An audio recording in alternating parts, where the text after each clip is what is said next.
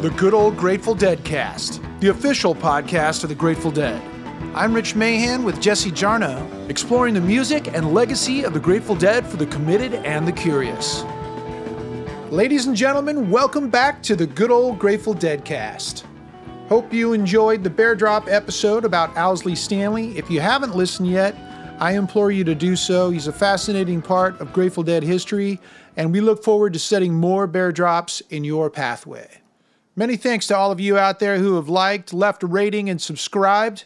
It really helps us spread the word about the Good Old Grateful Deadcast.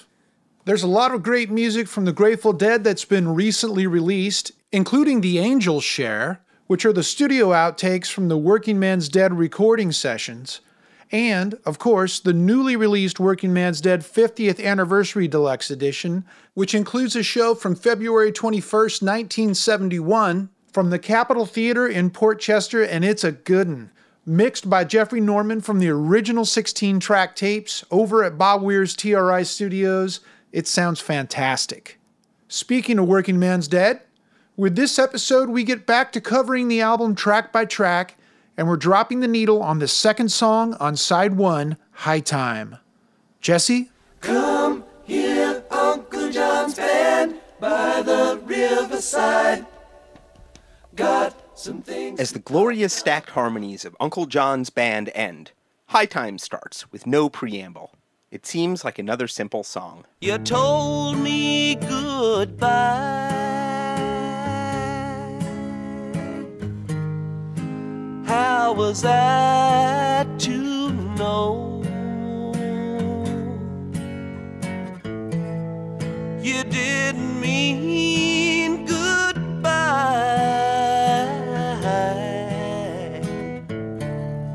You meant please don't let. High Time conjures a feeling instantly. Here's Grateful Dead archivist and legacy manager David Lemieux. High Time is, to me, a song that just is, I'm a canoeer, and it's canoeing down a little creek, maybe watching, beavers build their lodge or something, and it's just a song that is just summer drifting along in a canoe, and it's just a beautiful, like I say, it's an ethereal song. Radio host and extra hardcore longtime Deadhead Gary Lambert was there at the Fillmore East, the first weekend the band played the song publicly in June of 1969. That was the one that utterly stunned me when I first heard it, because nothing in their previous history could have prepared you for such a heartbreaking, beautiful, melodic ballad as that. And so beautifully sung, so beautifully played, some of Hunter's most extraordinary lyrics. And that, to me, signaled the maturation of that songwriting duo as well as anything. The Grateful Dead were different from most other bands. And in perhaps the most quietly radical way, High Time is one of the first places where that difference became audible. 8-track and 16-track recording technology had transformed studios into instruments that could make whole new kinds of sounds, and in turn, transform popular music. And on Anthem of the Sun and Oxomoxoa, the Dead were right there along with the Beatles, the Beach Boys, and other bands in pushing the wondrous excesses and money-sucking possibilities of the studio. Here's Sam Cutler, who became the band's tour manager in 1970, during the same months they were making Workingman's Dead. Before Workingman's Dead, the Grateful Dead, of course, had spent an awful lot of money on making records. And I think, like virtually every other band in the world, the Grateful Dead suddenly realized that in this glorious place where you could twiddle knobs and see what this did and see what that did and get the sound of thick air or whatever it was that you were trying to achieve, that actually you were paying for the privilege of being there through the not very subtle reality that the record company was paying for you to record, but that was an advance. It was your money, actually, that was paying for recording. So it was all very well to spend, months in the studio recording an album, but there's nothing that focuses a band's minds collectively than poverty. So the band wanted to survive, and Jerry and I were having a conversation, I remember, and we were talking about this very thing of Yeah, it's wonderful being in the studio and, messing about and discovering all the wonderful things that you can do with the sounds and da-da-da-da-da-da-da-da. But actually, you're paying for that. And so I think that the band entered into Workingman's Dead with a completely other mindset, a completely other kind of consciousness going on. One of which was that they didn't write anything in the studio. It was all written beforehand. Not only that, they played it before they went in the studio together. It wasn't necessarily completely, totally rehearsed, as it were, down to the last kind of digit, but it was nonetheless, everybody knew where they were going. Everybody was on the same page. I think Workingman's Dead was a wonderful classical example of the Grateful Dead getting their fingers out and getting down to it, remaining radically focused, if you like, and doing something really quite amazing. The album itself was recorded in double quick time.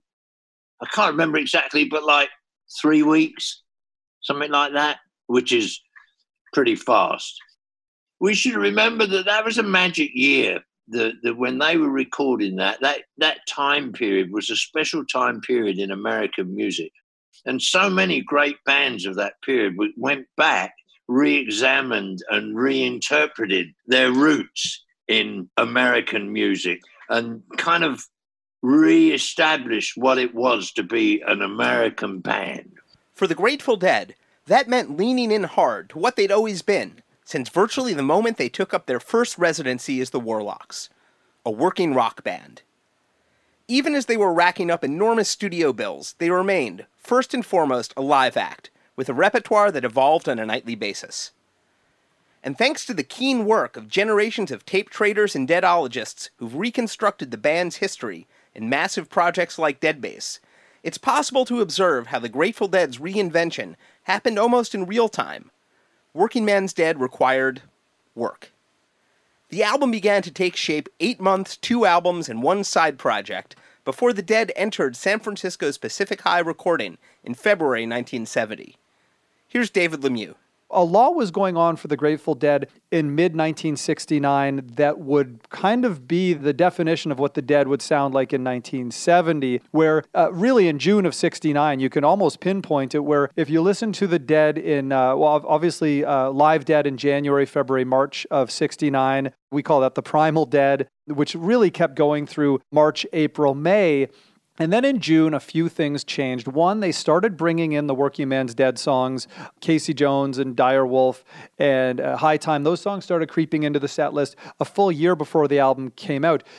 In addition to that, Jerry started playing pedal steel. I don't know how long he'd been playing it for, but he practiced a lot, so much that he could play it on stage with the Grateful Dead in June of 69, and then shortly after that when he started playing with Marmaduke, which would of course become the New Riders. And in addition to that, Bob started bringing in more country songs, but songs like Mama Tried and Me and My Uncle came in and became a big part of the repertoire, and Slewfoot and Silver Threads and Golden Needles. All these songs, they started showing up again. And so the Grateful Dead were really shifting from that Primal Dead. Now, I've said this before, and when I do, I don't want anybody to take exception with it thinking that it was a hard turn, because there were still some incredibly deep psychedelic Primal Dead performances throughout the rest of 1969 into 1970.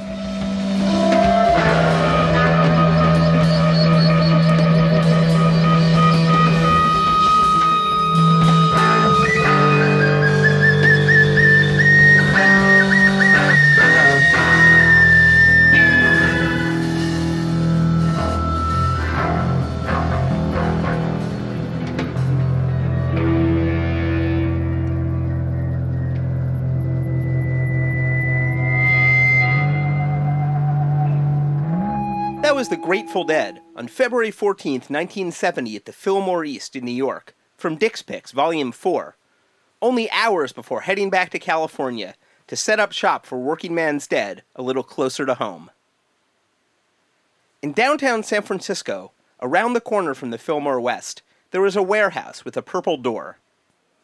And behind that purple door was Pacific High Recording, where the Grateful Dead demoed and then made Workingman's Dead in the early part of 1970.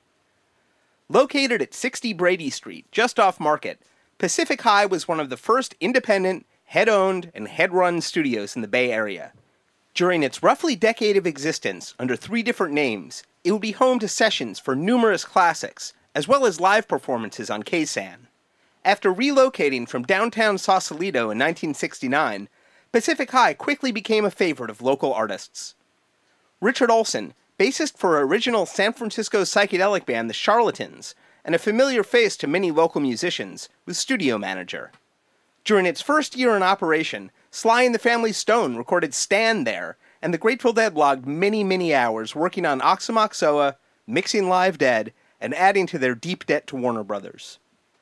A former plastics factory, Pacific High was a large warehouse subdivided into an enormous 50 by 60 foot live space and slightly less enormous control room. For the recording of Workingman's Dead, the band took advantage of the acreage. Jerry Garcia and Bob Weir brought nearly every instrument they owned, spreading them out across the studio. Though many of the songs would feature acoustic guitars, more songs than not featured electric, too, with Garcia playing through his Stratocaster, SG, and Les Paul at various points. Working on both sides of the glass, co-producers Bob Matthews and Betty Cantor were responsible for capturing the sounds from the band run through the custom Pacific High console designed by studio owner Peter Weston and into the Ampex MM1000 16-track recorder that Bob and Betty brought with them from Alembic, the Dead sound technology offshoot. Here's Gary Lambert. Bob and Betty were terrific recording engineers. They were really very good at catching the characteristics of any given instrument. They were pretty new at it. They were not old studio pros who the Grateful Dead had worked with on their early albums. They recorded their first album in L.A. at RCA with, some of the best engineers in the business. But Bob and Betty really had an innate understanding of the sound of the Grateful Dead that might not have served them well producing anyone else, but it worked with those guys. It was like kind of an ongoing university. They were all getting better at what they did. The fact that people who had no experience as recording engineers were tasked with recording the band's live shows and got incredible sounding, straight into the board recordings, which we are being blessed with to this very day, is kind of miraculous in a way. There was no school for that stuff back then. The Dead and their engineers had spent Oxomoxoa learning how to use the 16-track, and now were ready to put those skills to good use. Produced by the Grateful Dead with Bob and Betty is what the inset sticker on Live Dead read in 1969, and they would be credited similarly this time. Here's Bob Matthews. Betty took care of the fine placement of the input sources, i.e. the microphones. Betty was fantastic at miking the drums. And this was not only in the studio, but it was one of the things that made our live recordings so crystal clear. In addition to the technical approaches that I've been describing of singularities, of not combining things, that was her speciality. She delivered to me at the board, at the recorder, the quality. I was more the technical engineer, suggesting how we went about making that happen. But it took both of us, and I have to say, she was pretty amazing. I have really good ears. She has fantastic ears. And here's how tour manager Sam Cutler remembered the team of Bob Matthews and Betty Cantor. Matthews used to be their tour manager. He'd been around them a long time. They go back a long way, and he was a muso and all that, and he knew him for many years. And he kind of morphed into sound man, recording engineer, all that stuff, you know what I mean? There was a certain kind of flexibility about people around the Grateful Dead. Matthews may have had the brain, and he's a smart cookie, but Betty had the ears, and everybody loved Betty. She was very beautiful, beautiful woman. And she was partners with Matthews. Yeah, she was very special. She had the ears. And to this day, Betty's live recordings easily way ahead of anybody else's. It's a certain kind of magic. I'm not capable of talking about it technologically as to why her things are so good, but they are. She somehow catches the live sound miraculously. In a way, she had ears like a musician's ears. Recording is technology, but it's also kind of aesthetics. And she captured things wonderfully. I loved her. I loved her as a person. Cantor's work was vital in the studio, helping to translate the Grateful Dead onto vinyl. Her first engineering credit appeared on Oxomoxoa, released in June of 1969, the same month Workingman's Dead began to publicly take shape. Fans seeing the Dead that June in New York were shocked to find Jerry Garcia playing a pedal steel guitar, to hear Bob Weir singing country songs, and to be the first audience for the original material that would become the Dead's next studio album. If Dead fans were surprised by High Time, arguably the Dead's first original love song, it's possible that lyricist Robert Hunter was equally surprised by it. After Oxomoxoa and Live Dead, Robert Hunter had his own plans. He'd penned an elaborate suite of lyrics called the Eagle Mall. It was a song cycle that, in Hunter's words, recounts the trials of a nomadic people and embraces the notion of eternal recurrence. As the lyricist told it later, when he presented the pile of new song ideas to Garcia, the guitarist told him, "Look, Hunter, we're a goddamn dance band, for Christ's sake. At least write something with a beat."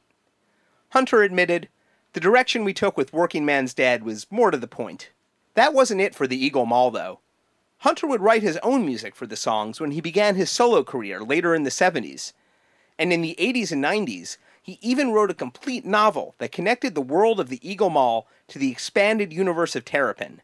He posted the whole novel online for free. It's called The Giant's Harp. It's still out there. We can only imagine what a 1970 Grateful Dead concept suite would sound like. Almost certainly nothing like the new songs they actually began to write.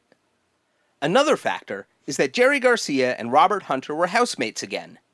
In the spring of '69, Hunter and his girlfriend moved in with Jerry Garcia, Mountain Girl, and their family in Larkspur in Marin County. As Hunter told Steve Silberman in 2001, tunes had been emerging, and it seemed sensible to help the process along, and incidentally feed me, since I had no income source at all. In Larkspur, Garcia and Hunter began the most prolific period of their 3-decade collaboration. Between mid-1969 and mid-1971, when the Garcias bought a home in Stinson Beach, the pair churned out some 24 songs that the Dead would play, nearly all becoming enduring parts of their repertoire. Here's Gary Lambert.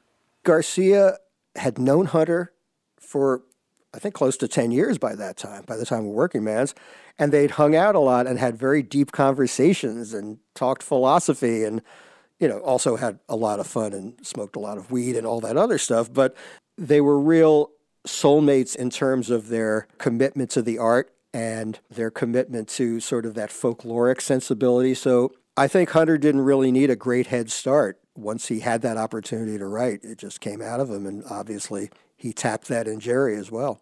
Also in Larkspur, Robert Hunter began a new writing routine that would result in some of his and Garcia's most timeless work, drawing from a vast well of American musical and literary traditions. Here's David Nelson of the New Riders of the Purple Sage, and an occasional couch dweller with his old friends. Hunter was always had some odd instrument around. He would try stuff, even back in the Palo Alto days. I mean, it seemed like he'd play bass or guitar, not banjo, but mandolin. Yeah, it just seemed like he was versatile. He would just try things in a little bit, try a little bit of trumpet, try a little bit of this and that. I always admired him for that. Picture a lush canyon in Marin County, the sun dappling the greenery, the air sweet with California spring, a creek burbling just past the backyard, and the poet going to work. It's a quiet, beautiful day. Probably there's some cute hippie babies crawling around somewhere. As Hunter told Blair Jackson about his time in Larkspur, "I remember I'd practice my trumpet out there in the shed all the time, blow my brains half out until I got psychedelic, and then I'd go write. I finally had to quit it. I was afraid I'd blow a blood vessel in my brain if I didn't give it up." As Mountain Girl remembered to Blair Jackson, Hunter was up 24 hours a day, chain-smoking, and he'd come down in the morning and he'd have a stack of songs. Sometime soon after Robert Hunter took up residence with the Garcias in Larkspur, the Grateful Dead debuted High Time in June of 1969, truly unlike any other song they'd written or performed up until then. But in their transition from psychedelia to songcraft, High Time found a surprisingly comfortable place in the band's live sets. Not long after the song's debut, High Time briefly served as the epilogue in an early alternate draft of one of the band's most famous song suites. China Cat Sunflower into I Know You Rider into High Time? For much of 1969 and through the spring of 1970, even after the recording of Workingman's Dead, that's how the Dead most often presented High Time. With more than a half year's performances under their collective belts before they got to the studio to record Workingman's Dead in February 1970, High Time developed its own live arrangement with organist Tom Constantin, who performed with the band from late 1968 until a few weeks before the first Workingman sessions. The song had a slightly different set of dynamics with TC. Here's how it sounded on January 3, 1970 at the Fillmore East, about 5 months after the song's debut, a few weeks before Constantin's departure, and about a month and change before the Workingman's Dead sessions. This was released on Dave's Picks 30. I was having a high time.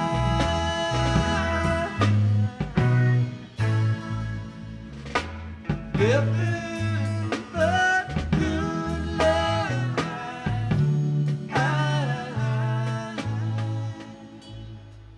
Well, I know.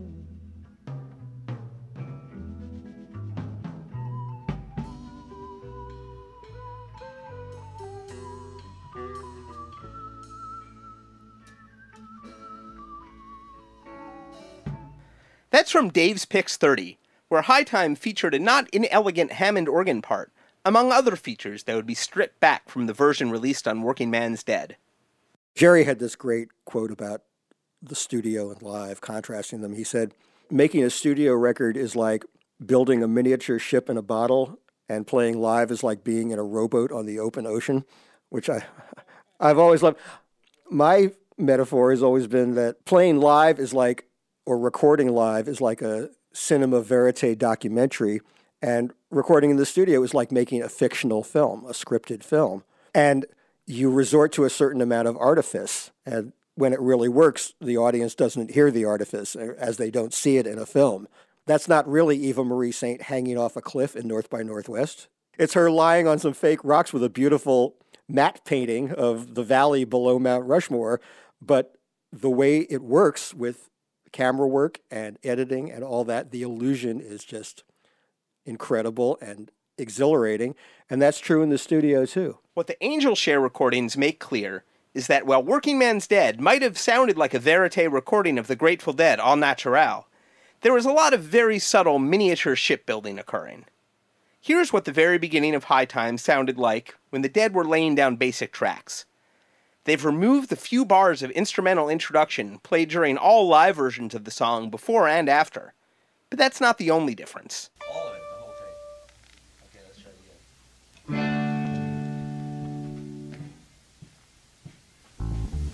Oh, wait a minute. You gotta count it out loud. It's not on the tape.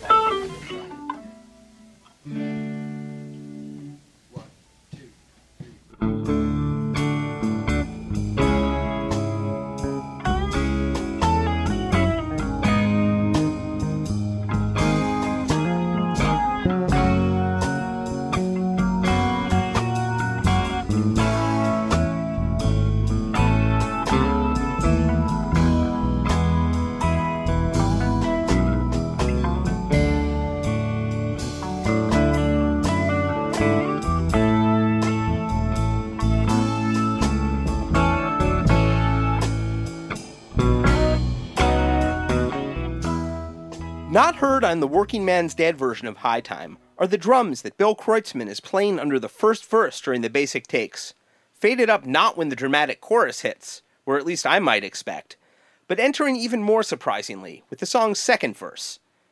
And for that matter, Jerry Garcia is playing an electric guitar in the basic take, later swapped for an acoustic, most likely during the overdub process, with the original guitar track scrubbed almost entirely. Here's how the very beginning of High Time sounds on the album. You told me goodbye.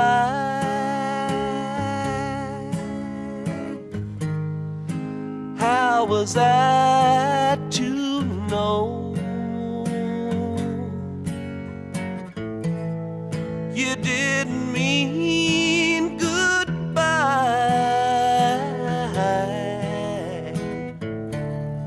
You meant please. Don't let me go. One of my very favorite parts of the Workingman's Dead version of High Time is Jerry Garcia's pedal steel, heard in extra sparkling form on the new 50th anniversary remaster. playing much the same sonic role that Tom Constantin played in the earlier arrangement. I'm having a hard time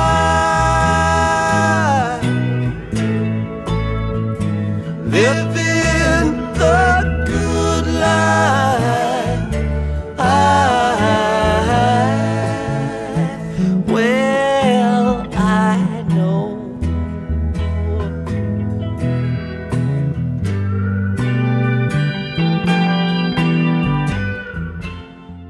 But for me, one of the little surprises of the new stash of the Angel Share outtakes from Workingman's Dead is that a part of High Time I always thought was pedal steel isn't pedal steel at all. It's Bob Weir, playing really beautiful quasi-lead figures on an electric 6-string guitar played through a rotating Leslie speaker cabinet. It makes sense. Jerry Garcia was already holding down the rhythm. And as we learned from the Angel Share, it's definitely a Leslie. There's no Leslie speaker in the headphones. It all makes sense now. Thanks for the clarification, Phil. There's some grousing in the band about how complicated Weir's part is, but it's beautiful. It rings through loud and clear on this instrumental take. Yeah, let that go by. Don't start getting too elaborate, man. Right. People will never fucking get it. Just play That the was the mistake I was making right off. Okay.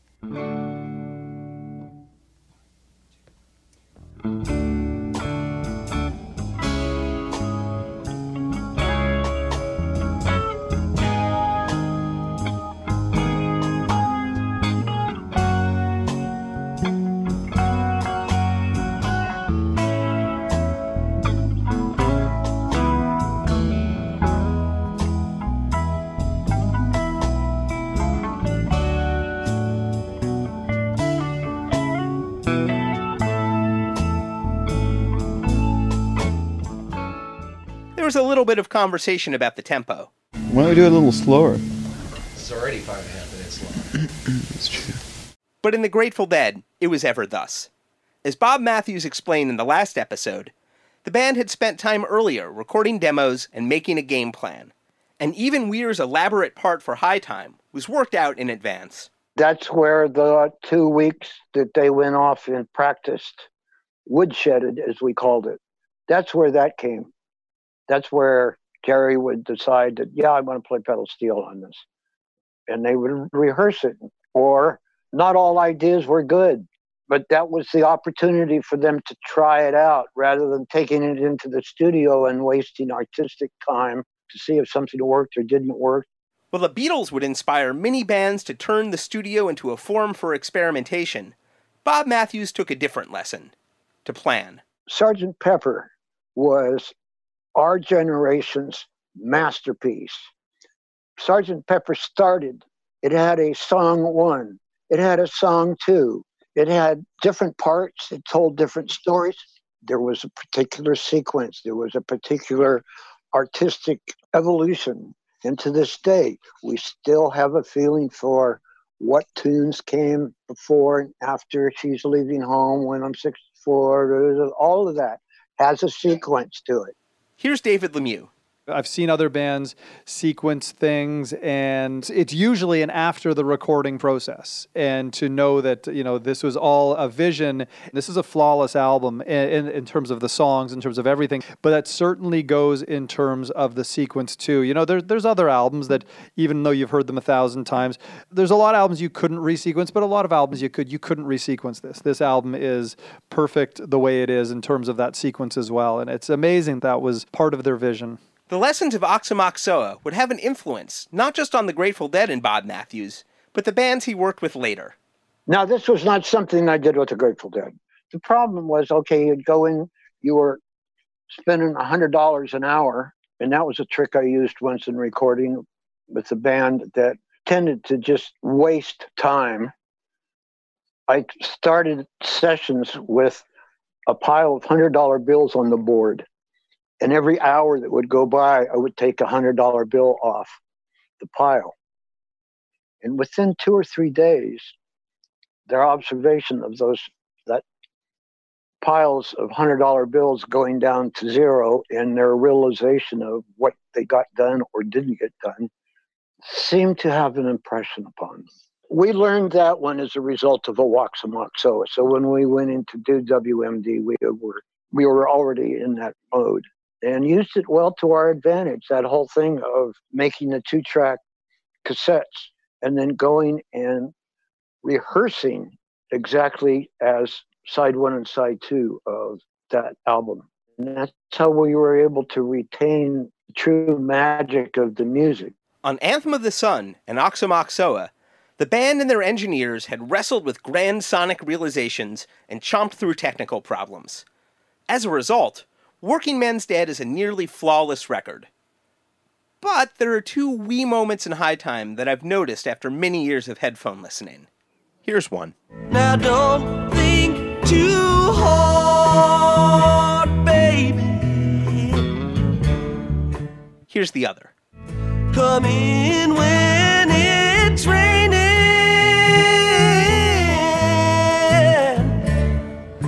We had to ask Bob about them. I'd long assumed they were vocal punch-ins, a normal trick of the recording studio, with Jerry Garcia making a second attempt at hitting notes he'd missed the first take. But Bob Matthews clarified the technique. Not a punch-in. It was a crossover track. There were 2 performances.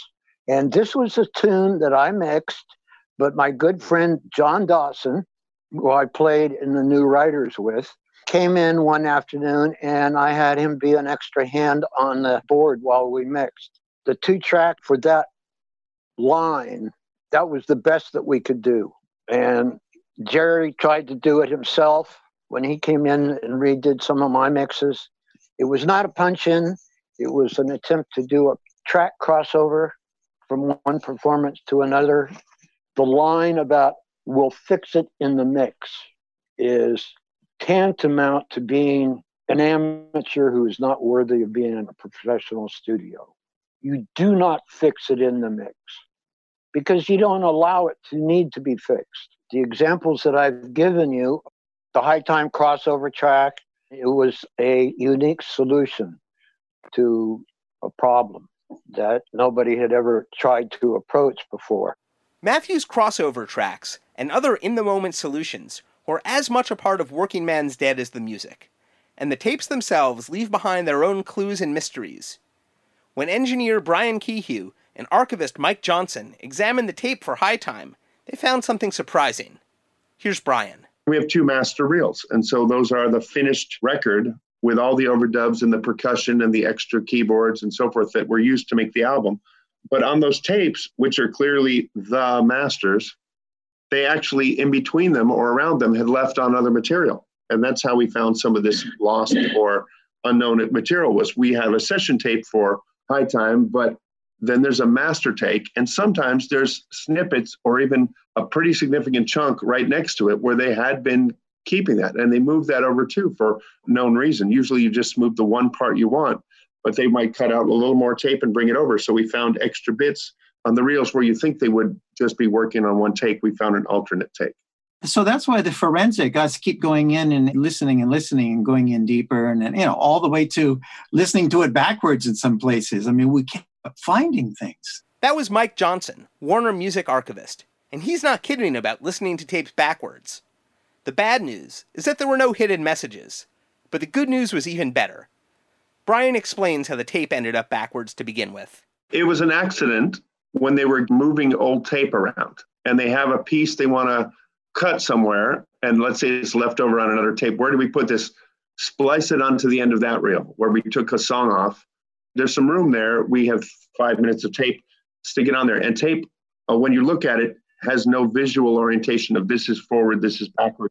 If people remember a cassette tape, you can't really tell just by looking at it. So they would splice it on because they really didn't intend to hear it or use it. So they didn't care if it was forwards or backwards. If I'm in the studio and we have a tape like that, you can hear it. You hear the backwards effect of things zipping backwards. You've heard a backwards record or backward recording. So the sound is there and the obviousness, oh, something's playing backwards, and oh, I hear a mandolin or I hear an organ or something. You can guess what song it is. But you really have to deal with flipping the tape over, or in my case, we can just use it in the computer, flip all the digital files around and reverse it and say, oh, it's an outtake from this song. Cool. It took 50 years for us to discover that. I wish you all could have been in the studio because it was amazing. Brian's at the board, and this is bug out time. So we both got masks on. I'm sitting, 8 feet behind him on a sofa. I've got this beautiful vision of the back of his head all day long. It's just, hey, I wonder what this is. And then he plays it, and it's another section of something we'd never heard before. Imagine any deadhead and, being there. We were panning for gold, and we came up with a giant strike. That's why we're so enthusiastic about sharing this. Those are just two small examples of the delicious things that Brian Kehew and Mike Johnson found hiding between tape splices in the literal cracks of the Workingman's Dead tapes. But let's take a step back, and take another step back. David Lemieux is the Grateful Dead's longtime archivist, but the tapes themselves live in a secure facility in California.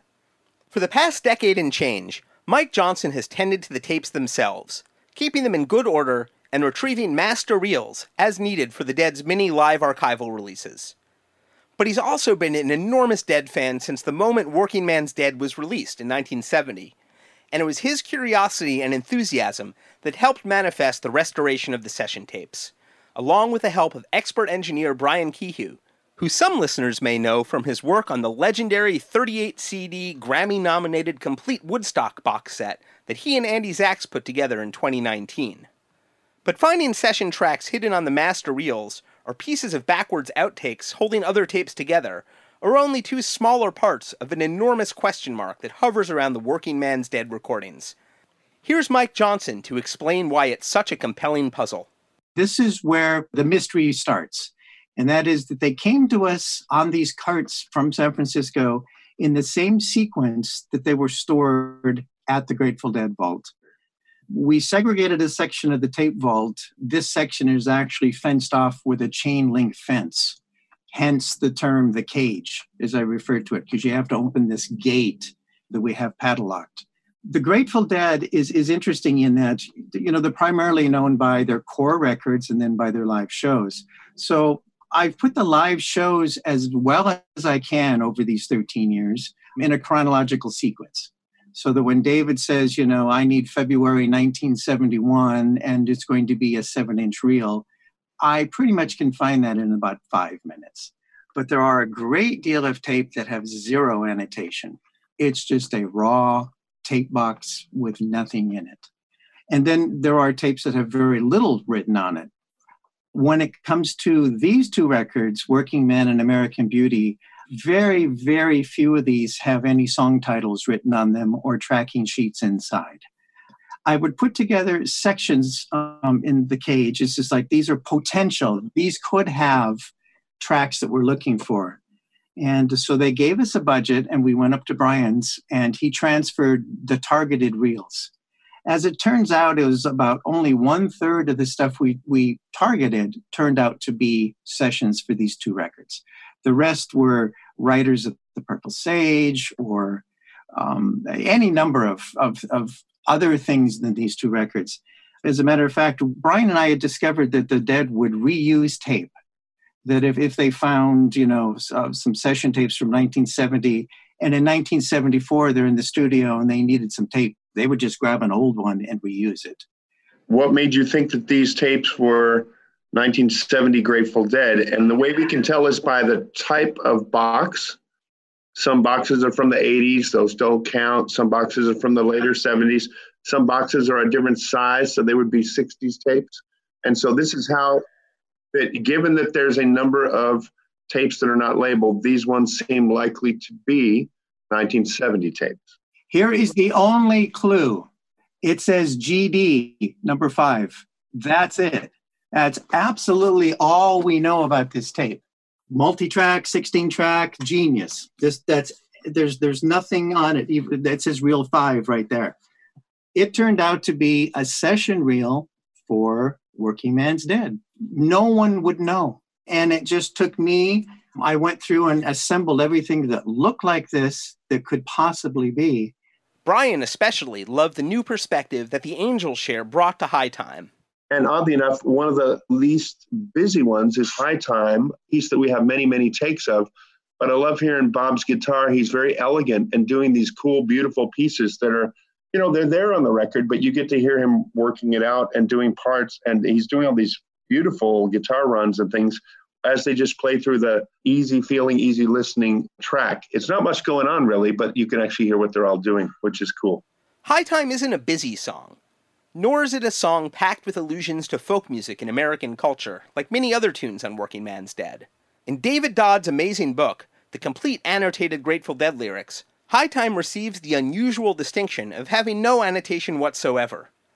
Workingman's Dead was different, and there was maybe no song more different than High Time.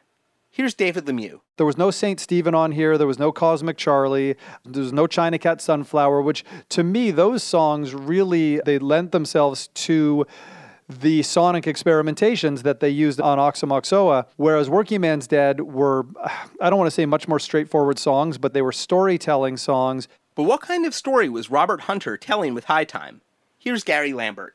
Here was this guy with this amazingly deep mind who found this medium for his work. You know, I think he would have tried to be a serious poet or novelist or whatever, but suddenly here was a rock band that was perfectly suited to his particular sensibility.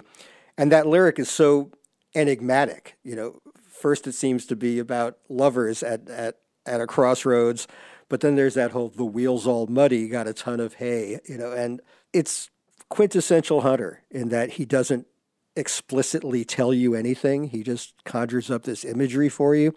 One critic, and I'm not sure if the critic meant it as a compliment or a bit of a jab, but he called what Hunter wrote blank check aphorisms, which is a great phrase because he would lay out these words that could mean vastly different things to different people. Buzz Poole is the author of an excellent book dedicated to Workingman's Dead, part of the 33 1/3 pocket-sized collection on classic albums. He has a broader view of the lyrics to High Time. In the book, as I kind of define it, the High Time started in 65. And by 69, you know, they're coming to an end. And the Dead, and certainly Hunter, are becoming more and more self-aware that their commitment to ditching the straight life, having a good time, being completely committed to and servants to the music, it's something that they have to start working a little harder to maintain. And the way they do that is by becoming even more interior, because by June of 69, when High Time is debuted in New York at the Fillmore East, by that time, the Dead are not living in San Francisco anymore. You know, the Summer of Love is 2 years past, and it's become this kind of tourist trap thing. With High Time, the conditional nature of the song, it recognizes that they have had something, and now they don't have it, or it's harder to maintain. And, you know, we could have it, but, you know, that's the open-ended question. And that is true of any relationship. And it's a romantic relationship, and it's a professional relationship, it's a creative relationship. I hear all of that and read into the lyrics in that sense. It was a decidedly more mature usage of high than most probably expected from the one-time house band of the acid tests. The song disappeared from the Dead sets during the summer of 1970, barely a month after Workingman's Dead came out. It would surface on and off for a few years at a time, all the way up through 1995. One arrangement that's particularly lovely is when the song resurfaced later in the 70s, after the band returned from their 19-month hiatus from the road. This version, from May 19, 1977, is from several lineup changes after Workingman's Dead, with a new voice in the harmonies. On the vocals, Mrs. Donna Jean Godchaux. I was having a hard time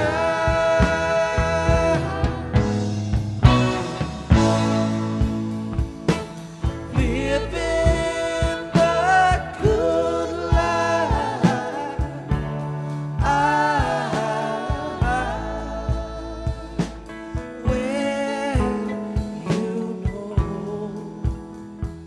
Lovely harmony vocals by Donna on that version of High Time. If you haven't already, please visit us at dead.net/deadcast, where you can read about all the episodes we've released, listen to any you like, and a very cool feature we want to turn you on to. You can now submit your story for the Deadcast. Enter your info, click Start Recording, and talk story about that show you caught in San Francisco, an epic road trip, or the bad sprouts you got in that lot burrito. Your story could end up in a future episode of the Deadcast. Hey, before you log off, please mash that like button and subscribe at your podcast delivery service of choice. It really helps. Thank you. Executive producers for the good old Grateful Deadcast, Mark Pincus and Doran Tyson. Produced for Rhino Entertainment by Rich Mahan Productions and Jesse Jarno. Special thanks to David Lemieux. All rights reserved.